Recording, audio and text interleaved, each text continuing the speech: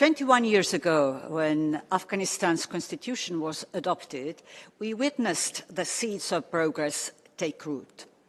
Women achieved meaningful representation, securing 27% of seats in the Walisi Jirga, the lower house of parliament. I carry with me the profound memory of my mission to Afghanistan in 2012. As a member of Parliament of Estonia, where I engaged in earnest dialogue with female Afghan parliamentarians. Those conversations, marked by hope and shared vision for a brighter future, addressed the challenges facing their nation, including the proliferation of corruption.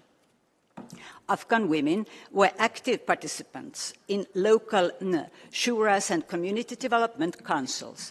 Constitutional quotas supported women candidates at provincial and district levels.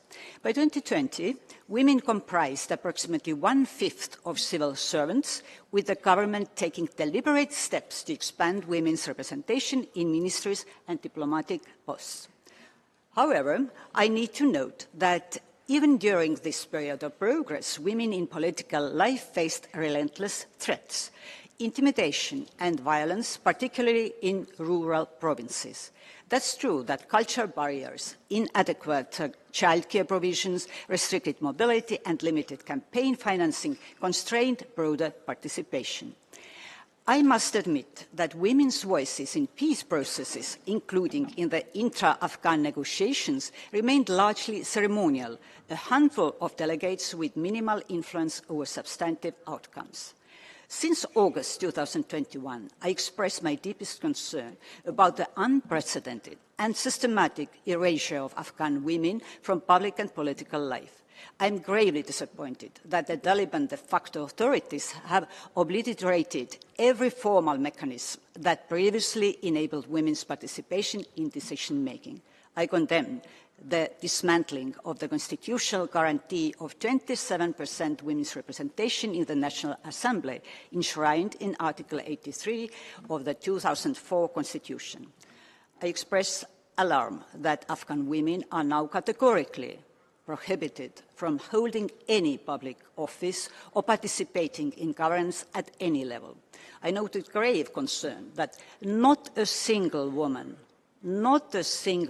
serves in the de facto administration or its affiliated institutions, and that women are forbidden from civil service, barred from seeking elected office, and excluded from all governmental functions. I emphasize with dissatisfaction that this stands in stark contradiction to our UN CEDAW Committee General Recommendation 40, which underscores the imperative of parity, that women must participate equally with men in decision-making at every level of governance. The principle is clear: 50-50 representation. I express deep concern that the Afghanistan Gender Index reveals women are realizing nearly 1/6 of their full potential to make choices and access opportunities. Statistically to speak, a mere 17%. I'm particularly concerned about the complete exclusion of women from the judiciary. I condemn that all female judges, over 250 before the takeover, have been dismissed or driven into hiding.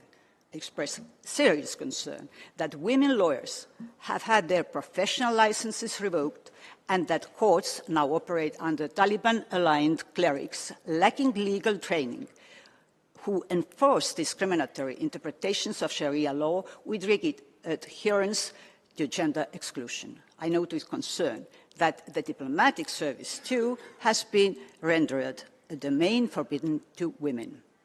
Afghan women are systematically excluded from all governance and peace-building structures. I strongly condemn this exclusion, which represents nothing less than deliberate and systematic erasure of women from Afghanistan's political landscape. 13 years have passed, my journey to that land of profound beauty and promise. When I close my eyes, I see those magic mountains rising against endless skies.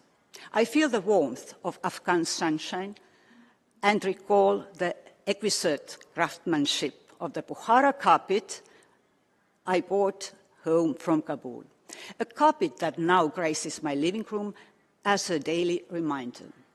Each morning, it bears silent witness, urging me never to grow distant from the plight of our sisters, women and girls of Afghanistan. I emphasize that this cherished reminder cannot absolve the de facto governance of Afghanistan from its fundamental obligation under international law to eliminate all forms of discrimination against Afghan women. I call upon the international community to ensure that the systematic obliteration of women's rights is neither normalized nor forgotten. I thank you. Thank you, Ms. Mikko. I then give the floor to Ms. Pelaez for 5 minutes